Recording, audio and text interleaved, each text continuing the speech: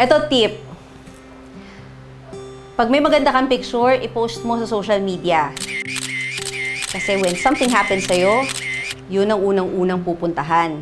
At yun malamang ang ida-download nila para ilagay nila sa tabi ng casket mo or ng urn mo.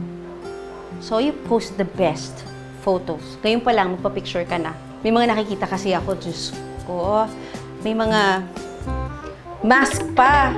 Yung nasa tombstone nila, yung picture may mask.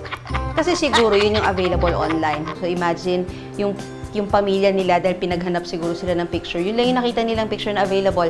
So yun ang pinrint. So no. Pag ako nag-wake,